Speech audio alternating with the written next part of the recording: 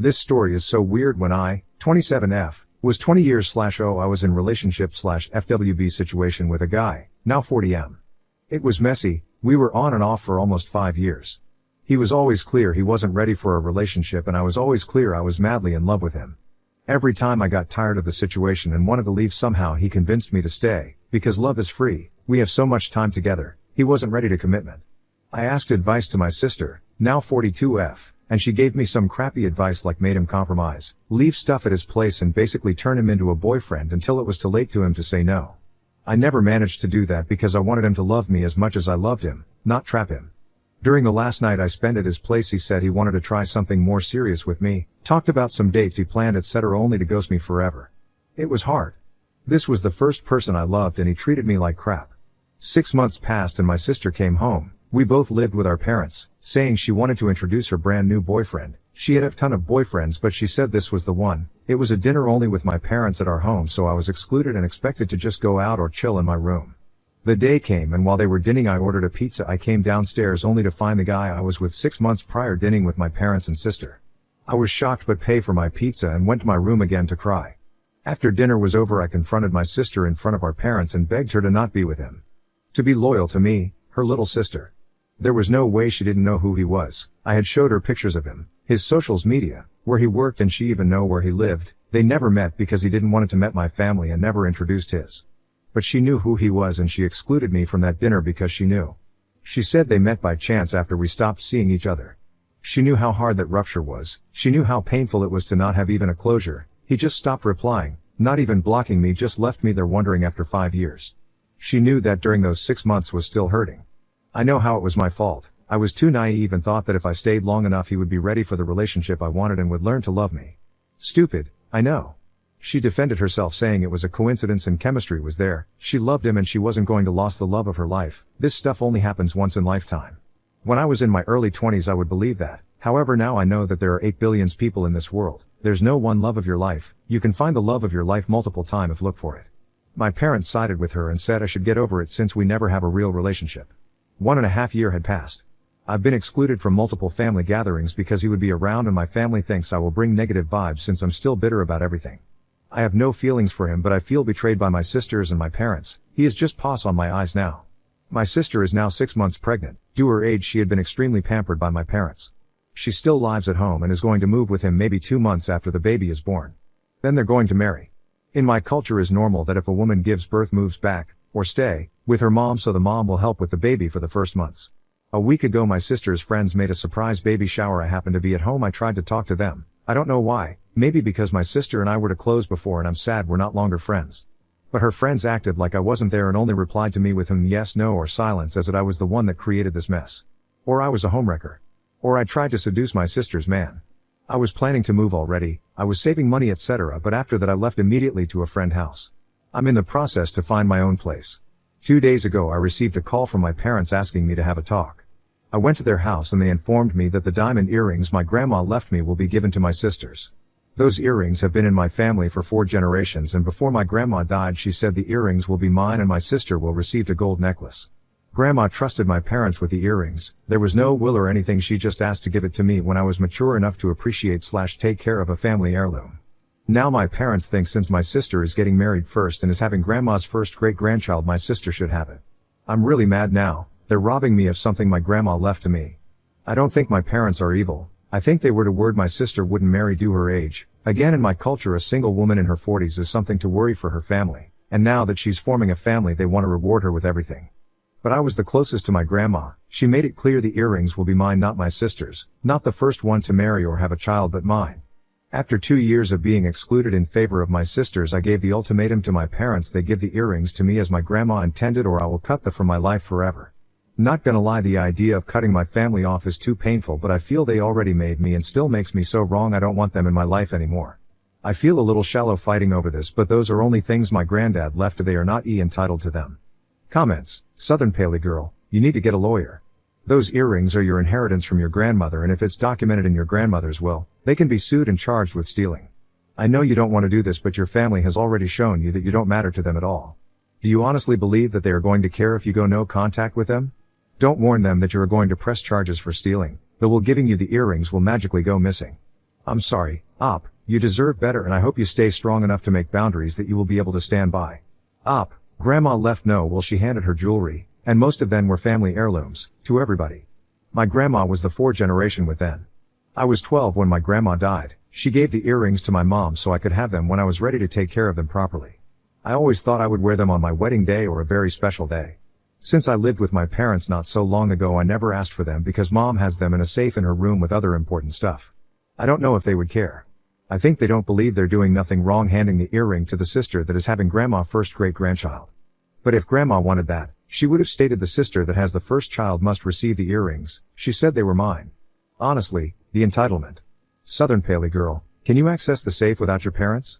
Op, yes, I still have keys from the house. I'm worried that I'd take them, it would be legal consequences. I have a text of my mom admitting the earrings were meant to me. I could use our extended family that knows my grandma last wishes, but I don't. It will be enough. Southern Paley girl, keep the text, take the earrings. Then go no contact with no explanation. They are well aware of why you're going no contact. Your family is not good people and you are not required to keep them in your life.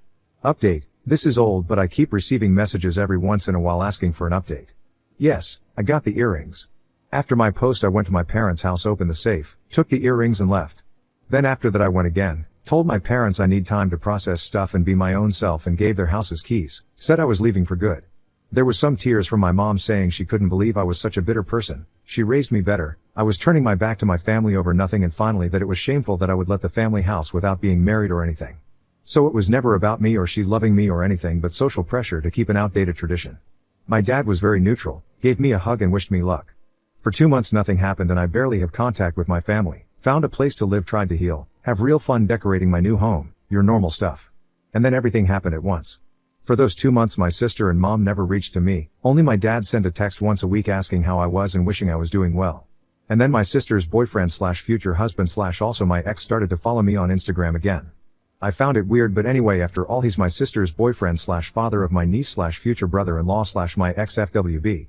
He started to like my stories and the replying to them with hearth emojis and looking good. This happened 3 times maybe? When I received the voicemail from my mom calling all sort of names for going after a man that I knew was engaged, this was some kind of revenge over my poor sister, that I was causing her so much stress her blood pressure level was over moon. I was an inconsiderate femme fatale and she raised me better. Later I learned through a cousin that my sister took her fiancé's cell phone and found several conversations with several women including his attempts to talk to me, so of course she went to my mom crying about me trying to steal her fiancé. All messy tbh. Less than a week later another voicemail from mom asking me where the fuck were the earrings. She went looking after them and when she couldn't find them deduced it was me. She called me a thief. A disgrace. Dishonored me and said they didn't consider me family anymore. I was dead to them.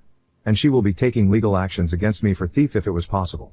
I had no option but to block her and my sister and other family members that sided with them. My dad later texted me to let me know my mom went nuts and they won't take any legal action. By the end of last month my cousin texted me saying my sister had given birth to my niece. I know I shouldn't but I did it.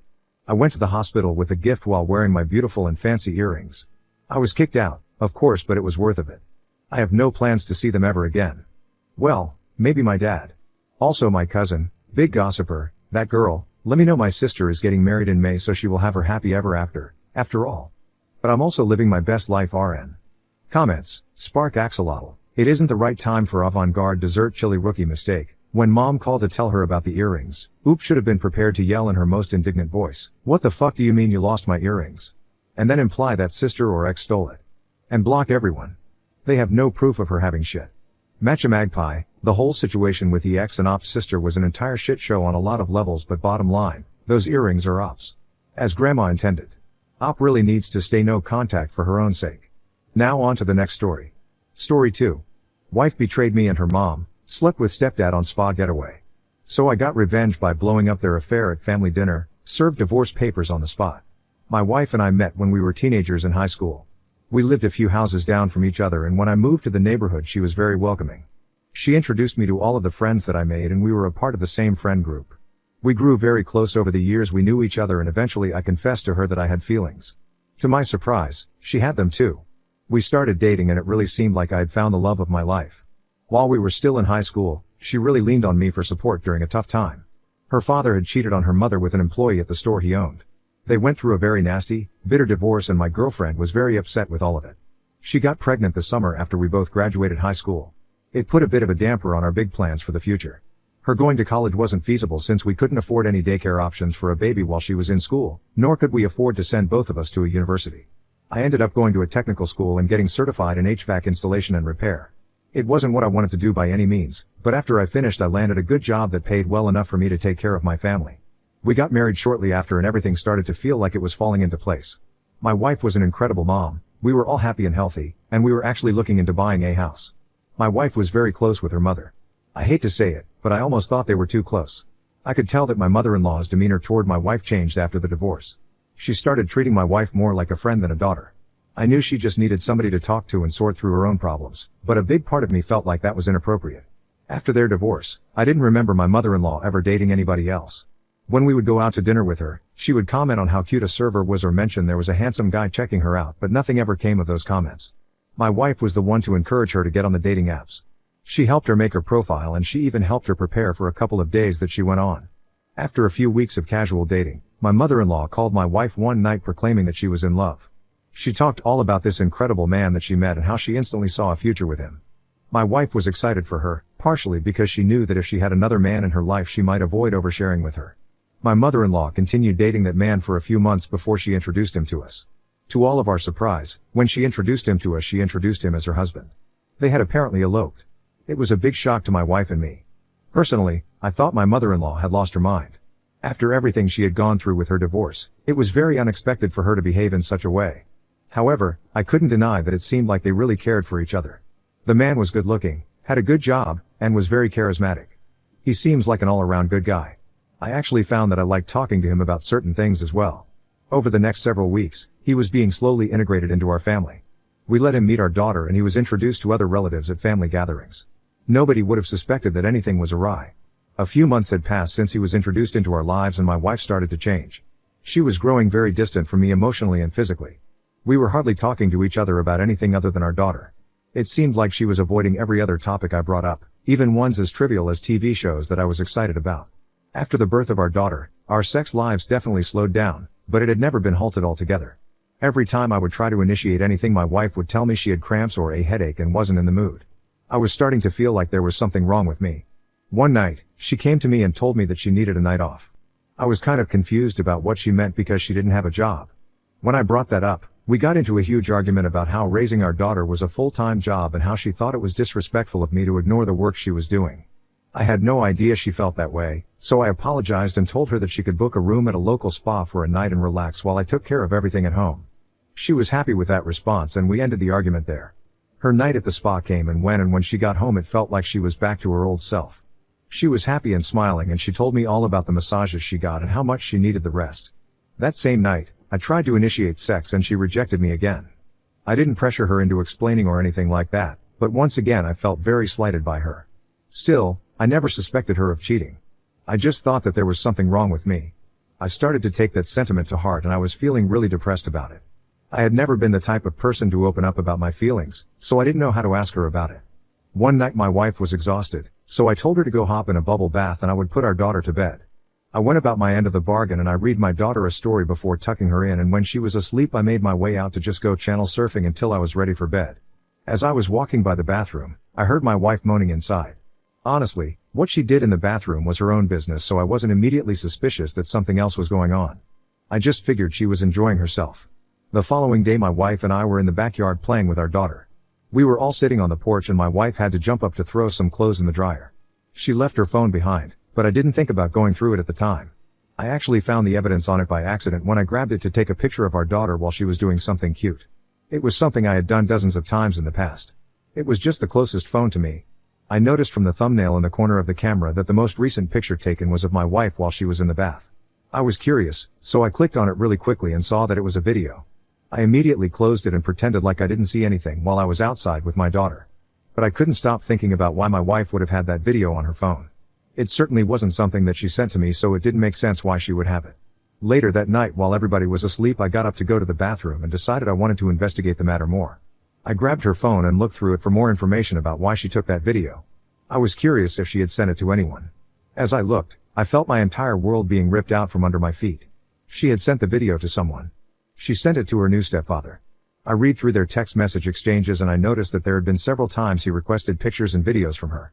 Their entire affair began when her stepfather texted her for very inappropriate advice on what kind of lingerie he should surprise her mother with. My wife first replied saying that she had no idea, then he asked her what she would wear.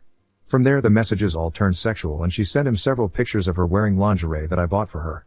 They exchanged countless pictures of each other naked and from what I could tell, they had met up for sex at least once. The night my wife spent at the spa. She invited him over and they spent the entire night together. I felt sick to my stomach learning about that. It was the ultimate breach of my trust and I didn't know how I was going to move forward. My wife was the love of my life and she took my heart and crushed it. We had a family together and she was throwing it all away. What turned my self-pity into absolute anger was when I remembered her coming home from the spa and telling me about everything that happened. The massages and everything were things that her stepfather had given her and she told me about them by covering up the true nature of it all. I took countless screenshots and sent myself an email with everything. I would be using all of that in our impending divorce. Before I gave her the papers, I knew right away that I wanted to get back at her in some way. They both needed to face the consequences of what they did. Some time had passed and I was still trying to figure out how I wanted to go about ending my marriage. My mother-in-law actually contacted us and told me that she was going to be throwing a party for the entire family to officially celebrate her marriage. It was going to be kind of like an unofficial wedding reception. I figured it would be the perfect time to expose both of them. The day of the party came and once everybody was gathered around the table for dinner I stood up to give a toast. I started by telling the man that he had been welcomed into all of our lives with open arms and everybody thought he would be great for my mother-in-law. Then I told him that we were all wrong. Everybody was confused, but I explained that I knew he had been sending inappropriate things to my wife and that they had slept together. They both tried to lie right in front of everyone and say that it wasn't true, but I had receipts. There was no denying what I saw. At the end of it, I handed my wife the divorce papers that I had filed days before and told her that I wanted her out of our house. My mother-in-law was absolutely heartbroken. More so from the betrayal of her daughter sleeping with the man she loved than anything. My wife chased after me when I walked away trying to convince me to have a conversation with her. I told her that she wasn't worth my time anymore and that she should try to talk to her mother who she stabbed in the back. A few days after all of that, my former mother-in-law reached out to me and told me that she was very sorry about everything that happened. She felt guilty for bringing that man into everyone's lives. Right away, I told her that it wasn't her fault. If they were both willing to cheat so easily, it was bound to happen in the future. She told me that she was trying to find a way to forgive her daughter but didn't think that she could. My wife and I ended up getting divorced and I have the house and custody of our daughter. I still stay in touch with my former mother-in-law because I know how difficult it has all been for her and the last thing I wanted was for her to feel like she lost her granddaughter too. I hardly talk to my wife anymore aside from arrangements for custody changes and visits. My mother-in-law divorced her husband and was actually entitled to spousal support from him. So it's nice knowing that he's giving her a good portion of his paychecks now.